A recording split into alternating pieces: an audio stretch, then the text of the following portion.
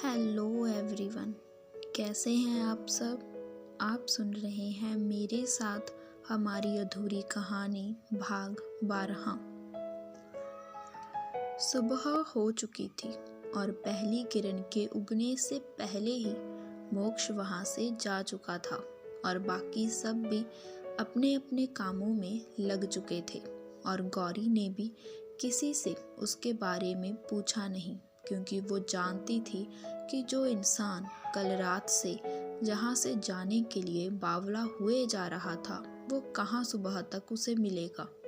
मोक्ष के बारे में सोचते हुए गौरी अपने घर के अंदर आती है और दूसरी तरफ ज़मीन पर पड़ा अपना बैग देखते ही चिढ़कर कहती है, ये सोनू का बच्चा भी ना पता नहीं क्यों इसे लाकर यहीं रख देता है।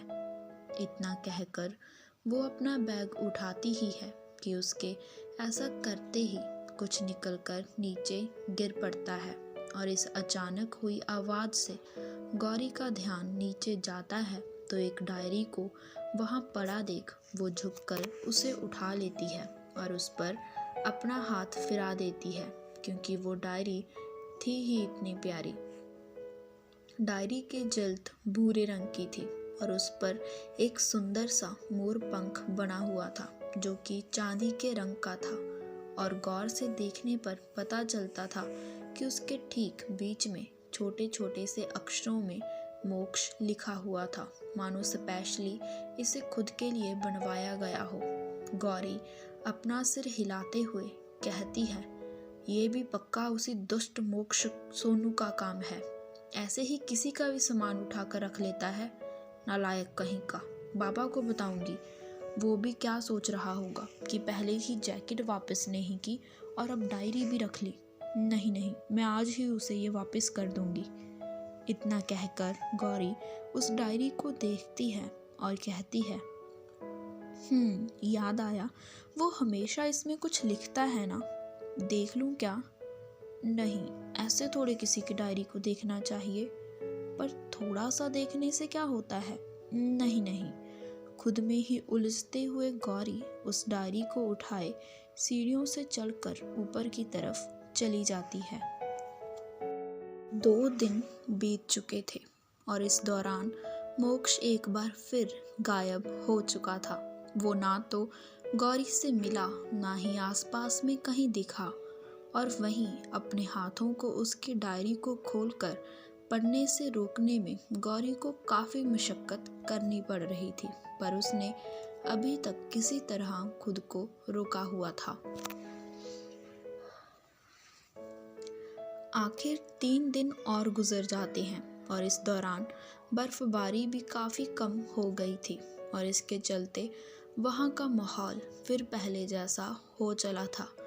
जहाँ स्कूल एक बार फिर खुल गए थे और वापस से गलियों की रौनक लौट आई थी, तो वहीं एक सुबह गौरी भी स्कूल जाने के लिए तैयार हो रही थी जब कुछ सोचकर वो मोक्ष की डायरी जो कि उसके तकिए के नीचे पड़ी थी को उठाती है और अपने बैग में रख लेती है और उसे साथ लिए घर से निकल पड़ती है।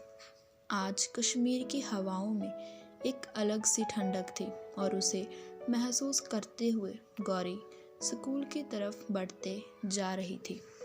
आज उसने एक बार फिर सफ़ेद रंग का अनारकली पहना हुआ था, जिसमें उसे पहली बार मोक्ष ने देखा था, जहाँ से उन दोनों की कहानी की शुरुआत हुई थी। हाँ, इसी एक रंग ने तो पहली बार मिलवाया था उन दोनों को। और आज उस सफ़ेद अनारकली के साथ गौरी ने खुद पर सफ़ेद रंग की पश्मीना शॉल ली हुई थी, जिस पर छोटे छोटे लाल गुलाब बने हुए थे और वो शॉल काफ़ी खूबसूरत थी। गौरी को स्कूल पहुँचे 3-4 घंटे बीत चुके थे और अपनी क्लास को काम करवाकर जब वो फ्री हुई तो वो सीढ़ियों की तरफ आ जाती है और सफ़ेद कश्मीर को देखने लगती है। और तभी एक बार फिर उसका ध्यान अपने बैग में से बाहर की तरफ झांक रही उस डायरी पर पड़ता है, जो उसका ध्यान अपनी तरफ बार बार खींच रही थी। और ये देख गौरी सिर खुजाते हुए अपनी तरफ देखती है और खुद से कहती है, सिर्फ पहला पेज ही देखूंगी कि कैसे डायरी लिखते हैं और कैसे उसकी शुरुआत करते हैं। बस हाँ, इतना ही। सॉरी मोक्ष। इतना कहकर गौरी एक गहरी सांस भरती है और डायरी को उठा लेती है और वहीं सीढ़ियों पर बैठ जाती है और उस पर बने चांदी के रंग के मोर पंख को अपनी उंगलियों को फिराते हुए उसे खोल लेती है। Dear diary, I met a girl. ये क्या?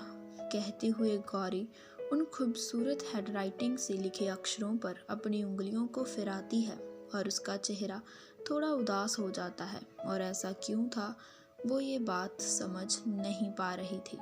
वो खुद से बात करते हुए कहती है, ओह, तो इनकी ज़िंदगी में कोई है, तभी इतने इतने दिन तक गायब रहते हैं। इतना कहकर गौरी की नज़र दूसरी तरफ के पन्ने पर जाती है जहाँ पर पेन से कुछ बनाया हुआ था। और गौरी जब गौर से उस चित्र को देखती है तो पाती है कोई बाहें फैलाए किसी पुल जैसी जगह पर खड़ा था और मन ही मन मुस्कुराकर वो अगला पन्ना पलट देती है। मैं उस दिन मना करना चाहता था कि मुझे किसी गाइड की ज़रूरत नहीं, आखिर अपना ज़्यादा समय यहीं पर ही तो बिताता हूँ। पर हाँ, घूमने का मौका कम मिलता है, पर आज जब मिला तो कैमरा गले में लटकाई यहाँ चला आया और इस ढलती शाम के साथ मुझे मिली मिस वाइट दुपट्टा। उसकी आंखें हैरानी के मारे बड़ी हो जाती हैं और सहसा ही उसका ध्यान अपने दुपट्टे पर जाता है और वो हैरानी से उसे छूकर देखती है और इसी के साथ अगला पन्ना पलट देती है।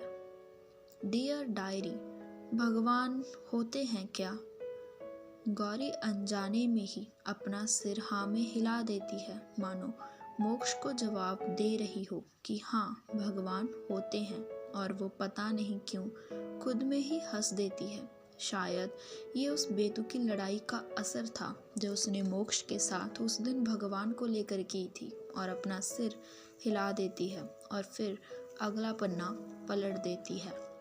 मन करता है लिख दूं कहीं किसी पन्ने पर तुझे, यूं कुछ चंद अल्फाजों में, पर सबसे पहले लिखूं तो तेरी इन आँखों पर जिसमें ना जाने कितने गहरे समंदर हैं छिपे। गौरी इन शब्दों को छूती है और फिर उसके ठीक नीचे बने चित्र को देखकर कोई भी बता सकता था कि ये आंखें गौरी की हैं, नीली ग्रे आंखें। डियर डायरी, कोई यूं ही खास बन सकता है क्या? हाँ, बन सकता है, गौरी जवाब देते हुए कहती है और अगला पन्ना पलट देती है। और इस सब में वो ये तक भूल चुकी थी कि वो किसी की डायरी बिना उसकी इजाज़त के पढ़ रही है। पर जब उस डायरी के हर लफ्ज़ में वो ही बसी हुई है तो फिर पढ़ने में कैसी शर्म।